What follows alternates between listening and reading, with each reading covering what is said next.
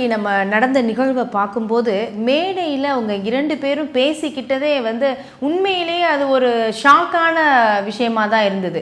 உள்ளுக்குள்ளே எவ்வளோ வேணா இருக்கலாம். இன்னைக்கு அன்புமணி அவர்கள் சொல்கிறாங்க, இது உட்கட்சி ஜனநாயக கட்சி, இது இப்படி தான் இருக்கும், உட்கட்சிக்குள்ளே இந்த மாதிரி தான் நடக்கும், இதை பற்றி நீங்கள் வேற யாரும் பேச தேவையில்லை அப்படிங்கிறாங்க.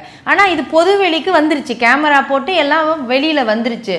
அப்படி இருக்கும்போது ஒரு 2 பேருக்குமான அந்த இதை பார்க்கும்போது உங்களுடைய உணர்வுகள் அது எப்படி இருந்தது? அவர்களை இவ்வளவு கோவப்படுறதுக்கு அன்புமணி அவர்கள் வச்சிருக்க வேணாம்.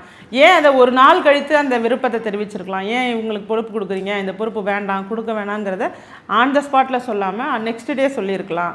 நெக்ஸ்ட் டே சொல்லி அதில் உள்ள நியாயம் இருந்துச்சுன்னா கண்டிப்பாக அவரும் ஏற்றுக்க தான் போகிறாரு. அதை நீங்கள் ஒரு அறிக்கையாக வெளியிட்டால் வேலை முடிஞ்சு போயிடுச்சு. அப்போ மேடையிலேயே நீங்கள் சொல்லிக்கணும். இது இது இது ஒரு ஜனநாயகம் அப்படின்னு பார்க்குறதும் சரியானதா அப்படிங்கிறது கூட கேள்விக்குறியாக தான் இருக்குது. இந்த ஜனநாயகத்தை எல்லாரும் கையில் எடுத்தால் நீங்கள் ஏற்றுக்குவீங்களாங்கிறதும் கேள்விக்குறியாக இருக்குது.